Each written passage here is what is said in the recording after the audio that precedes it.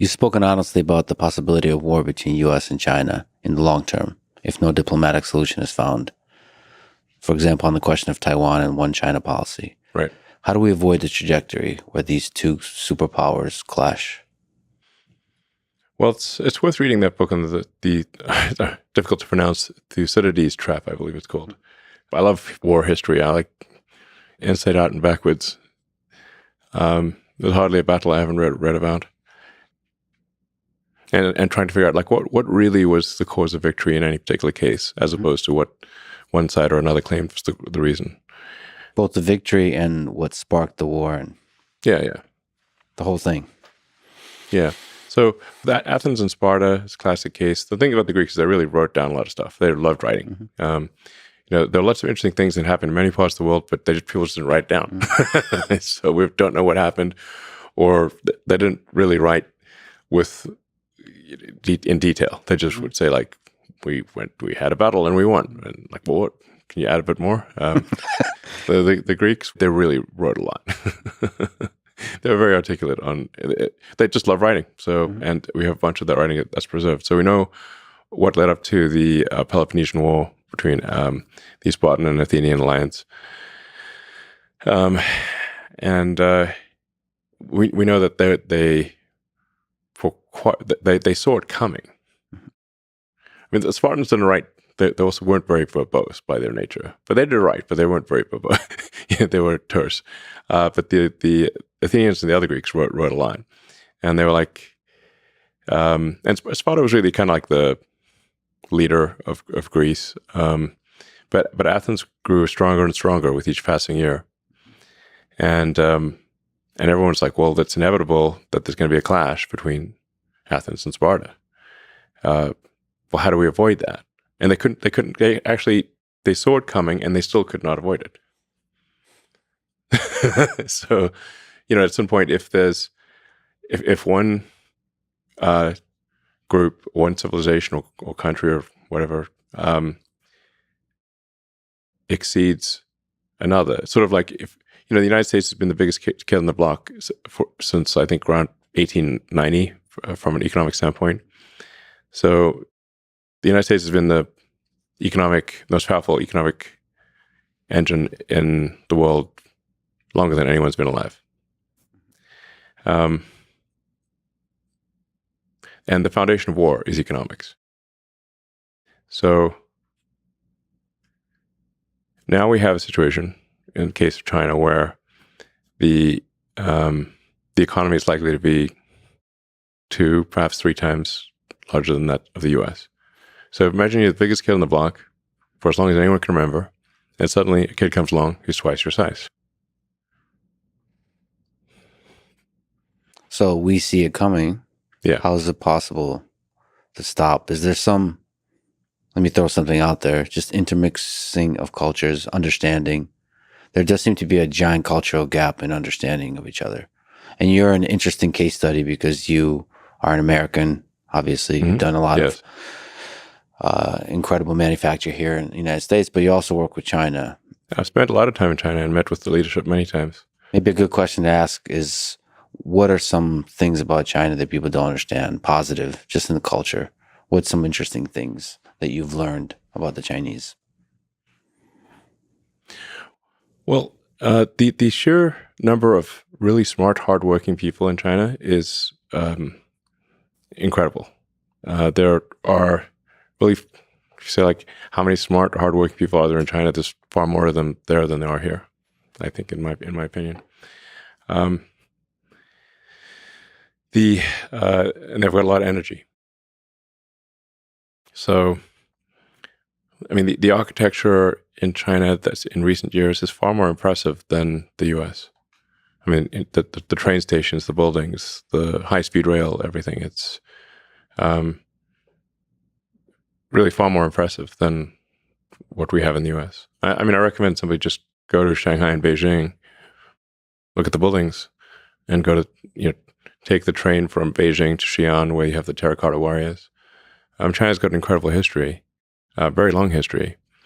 And, I think arguably in terms of the use of language from a written standpoint, sort of one of the oldest, perhaps the oldest written language, and then China, people did write things down. So now China historically has always been, with rare exception, been internally focused. They have not been acquisitive. They've fought each other. There have been many civil wars. In the Three Kingdoms War, I believe they lost about 70% of their population. So they've had brutal internal wars, like civil wars that make the U.S. Civil War look small by comparison. So I think it's important to appreciate that China is not monolithic. We sort of think of like China as this sort of one entity of one mind, and this is definitely not the case. From what I've seen, and I think most people who understand China would agree, that people in China think about China 10 times more than they think about anything outside of China. So it's like 90% of their consideration is, is internal. Well, isn't that a really positive thing when you're talking about the collaboration and a future peace between superpowers? When you're inward facing, which is like focusing on improving yourself versus focusing on, quote unquote, improving others through military might. The good news, the history of China suggests that China is not acquisitive, meaning they're not going to go out and invade a whole bunch of countries. Now, they do feel very strongly, so that's good. I mean, because a lot of very powerful countries have been acquisitive. The U.S. is also one of the rare cases that has not been acquisitive. Like after World War II, the U.S. could have basically taken over the world and any country. Like we got nukes, nobody else got nukes. We don't even have to lose soldiers. Which country do you want? And the United States could have taken over everything. At will, and it didn't. And the United States actually helped rebuild countries. So it helped rebuild Europe, helped rebuild Japan. This is very unusual behavior, almost unprecedented. The U.S. did conspicuous acts of kindness, like the Berlin airlift. And I think it's always like, well, America's done bad things. Well, of course, America's done bad things, but one needs to look at the whole track record, and just generally, one sort of test would be, how do you treat your prisoners of war? Or let's say, no offense to the Russians, but let's say you're in Germany. It's 1945. You got the Russian army coming on one side, and you got the French, British, and American armies coming on the other side. Who would you like to surrender to? Like, no country is like morally perfect, but I recommend being a POW with the Americans. That would be my choice very strongly. In the full menu of POW. Very much so. And in fact, Wernher von Braun took, smart guy, was like, we've got to be captured by the Americans. Yep. And in fact, the SS was under orders to execute von Braun and all of the German rocket engineers. And they narrowly escaped their SS. They said they were going out for a walk in the woods. They left in the middle of winter with no coats. And then ran and with no food, no coats, no water. And just ran like hell and ran west. And by sheer luck, I think his brother found like a bicycle or something, and then just cycled west as fast as he could and found a U.S. patrol. So anyway, that's one way you can tell morality is where do you want to be a POW? It's not fun anywhere, but some places are much worse than others. So anyway, so I think America has been, while far from perfect, generally a benevolent force, and we should always be self-critical and we try to be better. But anyone with half a brain knows that. So I think there are, in this way, China and the United States are similar. Neither country has been acquisitive. in a significant way. So that's like a shared principle, I guess. Now China does feel very strongly about Taiwan. They've been very clear about that for a long time. From their standpoint, it would be like one of the states is not there like Hawaii or something like that, but more significant than Hawaii.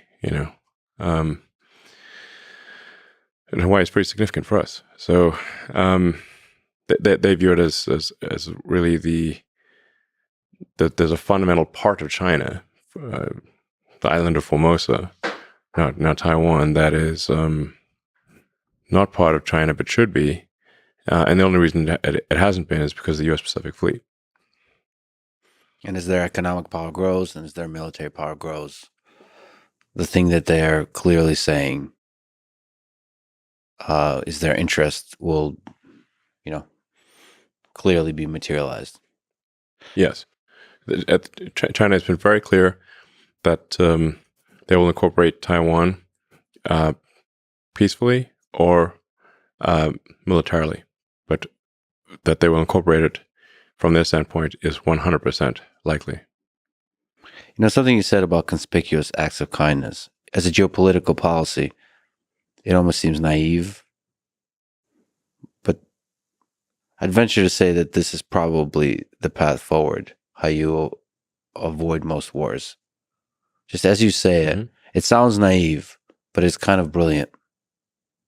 If you believe in the goodness of underlying most of human nature, it just seems like conspicuous acts of kindness can reverberate through the populace of the countries involved. And de-escalate. Absolutely. So, after World War I, they made a big mistake. They basically tried to lump all the blame on Germany, and saddled Germany with impossible reparations. Really there was quite a bit of blame to go around for World War I, but they try to put it all on Germany, and that laid the seeds for World War II. So it's a lot of people, well, not just Hitler, a lot of people felt wronged, and they wanted vengeance, and they got it. People don't forget. Yeah. You kill somebody's father, mother, son, daughter, they're not going to forget it. They will want vengeance. So after World War II, they're like, well, that Treaty of Versailles was a huge mistake in World War I. And so this time, instead of crushing the losers, we're actually going to help them with the Marshall Plan, and we're going to help rebuild Germany. We're going to help rebuild Austria and the other, Italy and whatnot. So, and that was the right move. It does feel like there's a profound truth to conspicuous acts of kindness being an antidote to this. Something must stop the cycle of reciprocal violence. Something must stop it, or it will, it'll never stop. Just eye for an eye, tooth for a tooth, limb for a limb, life for a life, forever and ever.